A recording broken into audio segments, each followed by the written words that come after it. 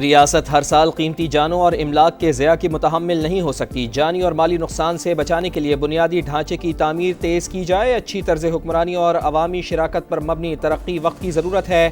Field marshal Asim Munir کی سیلاب زدہ علاقوں کے دورے میں گفتگو۔ سپہ سالار کا قصور، ملتان، جلال پور، پیروالا کے سیلاب متاثرہ علاقوں کا فضائی معائنہ۔ سیلابی صورتحال اور امدادی سرگرمیوں کا جائزہ۔ ریسکیو اور ریلیف آپریشنز پر تفصیلی بریفنگ۔ سول انتظامیہ اور فوج کے درمیان ہم آہنگی بڑھانے پر زور۔ آرمی چیف کی سیلاب متاثرین سے ملاقات۔ آبادکاری اور بحالی تک مکمل تعاون کی یقین دہانی۔ فیلڈ مارشل کی امدادی کارروائیوں میں مصروف اہلکاروں سے بھی ملاقات۔ جوانوں کے جذبے کی تعریف۔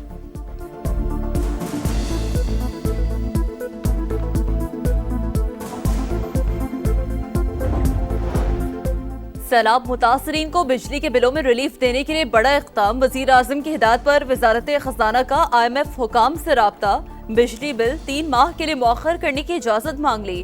عالمی مالیاتی ادارے نے سیلاب سے نقصانات کا ڈیٹا مانگ لیا۔ پاور ڈویژن رواں ہفتے تفصیلات فراہم کرے گا۔ حکام کے مطابق حکومت مختلف ریلیف آپشنز پر غور کر رہی ہے۔ بے نظیر انکم سپورٹ پروگرام کے ذریعے ریلیف فلڈ پیکج دینے کی تجاویز۔ پنجاب میں بستیوں کی بستیاں اجاڑنے کے بعد بپھرے پانی کا رخ سندھ کی طرف۔ دریائے سندھ چاچڑا کے مقام پر انتہائی اونچے درجے کا سیلاب۔ پانی کا بہاؤ 8,37,000 کیوسک تک جا پہنچا۔ درجنوں بستیاں زیر آب، کھڑی فصلیں تباہ۔ گڈو بیراج میں بھی پانی کی سطح میں اضافہ۔ بہاؤ 5,14,000 کیوسک ریکارڈ۔ 24 سے 36 گھنٹے اہم قرار۔ انتہائی اونچے درجے کا سیلاب کا خدشہ۔ حکام نے خبردار کر دیا۔ سکھر بیراج پر 4,22,000 اور کوٹری پر 2,54,000 کیوسک کا ریلا۔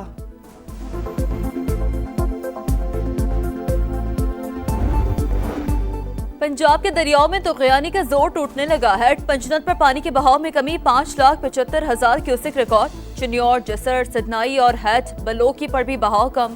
ہیٹ خان کی، قادرآباد، تریمو اور گنڈا سنگھ والا پر بھی زور ٹوٹ گیا۔ بپھرے ریلوں سے تا حد نگاہ پانی ہی پانی۔ علی پور 90% ڈوب گیا۔ 117 دیہات زیر آب۔ موزہ گھلما اول میں سینکڑوں ایکڑ پر پھیلے باغات اور فصلیں تباہ۔ زمینی رابطہ منقطع۔ جلال پور پیروالا کے بعد شجاع آباد میں تباہی کی داستان۔ کئی دیہات ڈوب گئے، سینکڑوں مکانات ملیا میٹ۔ لودھراں کے متعدد دیہات پانی پانی۔ بہاولپور میں درجنوں بستیاں زیر آب، لاکھوں ایکڑ زمین متاثر۔ DGPDM عرفان علی کاچیا کا کہنا ہے اگلے 24 گھنٹوں کے دوران پانی میں مزید کمی ہوگی۔ جلال پور، پیروالا اور شجاع آباد کو کوئی خطرہ نہیں۔ پنجاب میں سیلاب سے موت کی تعداد 101 ہو گئی۔ سیلاب متاثرین کو تنہا نہیں چھوڑیں گے، سب نقصان پورا کریں گے۔ وزیر اعلیٰ پنجاب مریم نواز کی لیاقت پور کے دورے میں متاثرین کو مکمل تعاون کی یقین دہانی۔ ہیلی کاپٹر کے ذریعے سیلاب کی صورتحال کا بھی جائزہ۔ سینئر وزیر مریم اورنگزیب کا علی پور کا دورہ، امدادی سرگرمیوں پر briefing. Rescue and relief operation کا مشاہدہ۔ سیلاب متاثرین سے ملاقات۔ ٹینٹ تقسیم کیے۔ دور دراز علاقوں سے محفوظ انخلاء کے لیے بیڑے کا بھی استعمال۔ کہا سیلاب متاثرین کو کھانا اور راشن فراہم کیا جا رہا ہے۔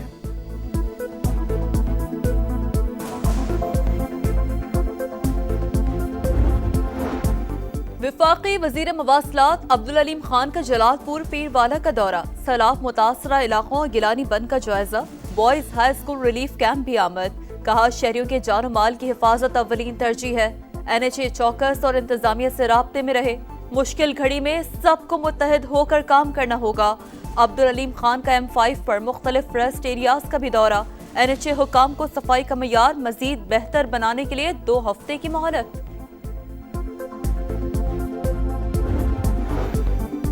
سیلاب کے باعث زرعی شعبہ سب سے زیادہ متاثر۔ حکومت سندھ کسانوں کے لیے عملی اقدامات کر رہی ہے۔ وفاقی حکومت سے بھی بھرپور تعاون کی توقع۔ سینئر وزیر شرجیل انعام میمن کی گفتگو۔ کہا بلاول بھٹو کا ویژن سیلاب متاثرین کے لیے امید کی ایک کرن ہے۔ مشکل وقت میں عوام کے ساتھ کھڑے ہیں۔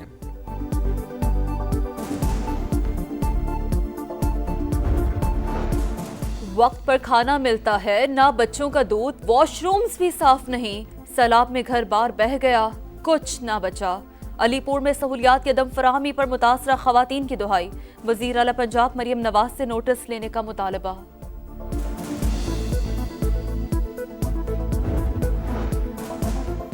صدر مملکت آصف علی زرداری کا دورہ چین، وزیر برائے پبلسٹی ڈپارٹمنٹ اور ممبر پولیٹیکل بیورو سے ملاقات، دو طرفہ تعاون سیاسی، اقتصادی اور ثقافتی شعبوں میں بڑھانے پر بات چیت۔ آصف علی زرداری کا صوبہ سیچوان میں بے مثال مہمان نوازی پر اظہار تشکر، دوسرے گولڈن پینڈا فورم کے کامیاب انعقاد پر مبارکباد۔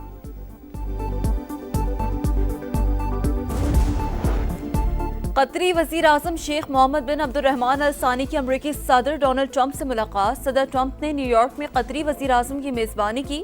بطور ثالث قطر کے کردار اور مشرق وسطی کی صورتحال پر بات چیت۔ قطری وزیر اعظم کی نائب امریکی صدر جے ڈی وینس اور وزیر خارجہ مارکو روبیو سے ملاقاتیں، دوحہ پر اسرائیلی حملے سے متعلق تبادلہ خیال۔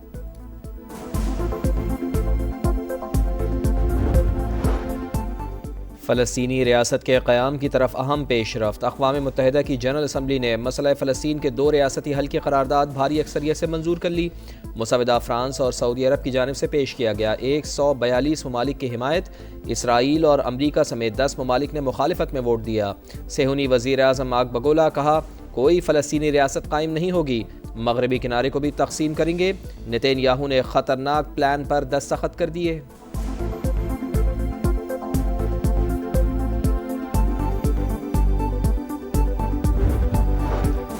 غزہ میں سفاکیت کی انتہا، اسرائیلی فوج کی پناہ گزینوں کے زیر استعمال سکول پر بمباری، کثیر المنزل رہائشی عمارت بھی زمین بوس۔ 24 گھنٹوں میں مزید 65 فلسطینی شہید، تعداد 64,756 ہو گئی۔ نیوزی لینڈ میں غزہ کے حق میں مظاہرہ، ہزاروں افراد کی شرکت۔ یمن میں بھی ہزاروں افراد باہر نکل آئے، فلسطینیوں سے بھرپور یکجہتی کا اظہار۔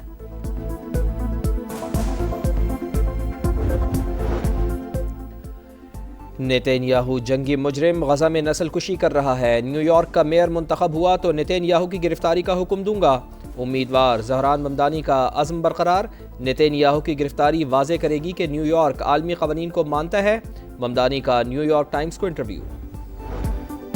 امریکہ نے بھارت پر پھر بجلی گرا دی، G7 ممالک سے چین اور بھارت پر ٹیرف عائد کرنے کا مطالبہ۔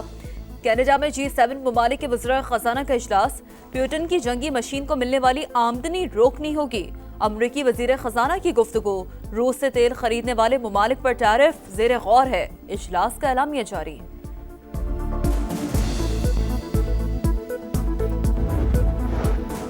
روس کا علاقہ کومچات کا ایک بار پھر زلزلے سے لرز اٹھا، ریکٹر اسکیل پر شدت 7.4 ریکارڈ۔ روس کے مشرقی علاقوں میں سونامی وارننگ جاری کرنے کے 1 گھنٹے بعد واپس، کسی جانی نقصان کی کوئی اطلاع نہیں ملی۔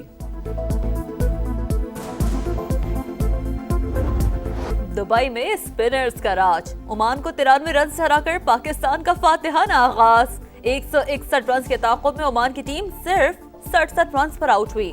سفیان مقیم، سائم ایوب اور فہیم اشرف کے 2 شکار، شاہین ابرار اور نواز کی 1 وکٹ۔ محمد حارث 44 گیندوں پر 66 رنز کی شاندار اننگز کھیلنے پر میچ کے ہیرو قرار۔ ایونٹ میں آج سری لنکا اور بنگلہ دیش کا مقابلہ ہوگا۔ ایشیا کپ کا ہائی وولٹیج مقابلہ، پاک بھارت ٹاکرا کل دبئی میں لگے گا میدان۔ آمنے سامنے ہوں گے بھارت اور پاکستان۔ سنڈے بنے گا فنڈے، میچ شام 7:30 بجے شروع ہوگا۔ دونوں ٹیمیں آج تیاریوں کو فائنل ٹچ دیں گی۔ سابق بھارتی کرکٹر ہربھجن سنگھ نے میچ کی مخالفت کر دی، کہا یہ میچ بھی نہیں ہونا چاہیے، ہم لیجنڈز لیگ میں بھی نہیں کھیلے تھے۔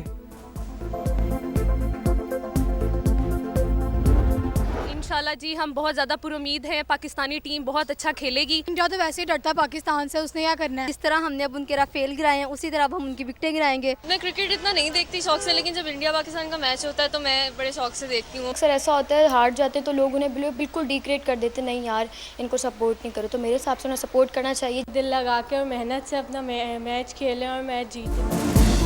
جس طرح رافیل گرا ہے اسی طرح بھارت کے وکٹیں گرائیں گے۔ ایشیا کپ میں پاک بھارت میچ کے لیے شائقین بے صبری سے منتظر، کہا میچ میں جنگ جیسی صورتحال ہو جاتی ہے، پاکستان ہی جیتے گا۔ اور سعودی پرو لیگ میں الاتحاد کی مسلسل دوسری کامیابی، الفتح کو 2 کے مقابلے میں 4 گول سے ہرا دیا۔ انگلش فٹ بال چیمپئن شپ میں اپسوچ ٹاؤن نے شیفیلڈ یونائیٹڈ کو 5-0 سے شکست دی، جیڈن فلوگن نے ہیٹ ٹرک اسکور کی۔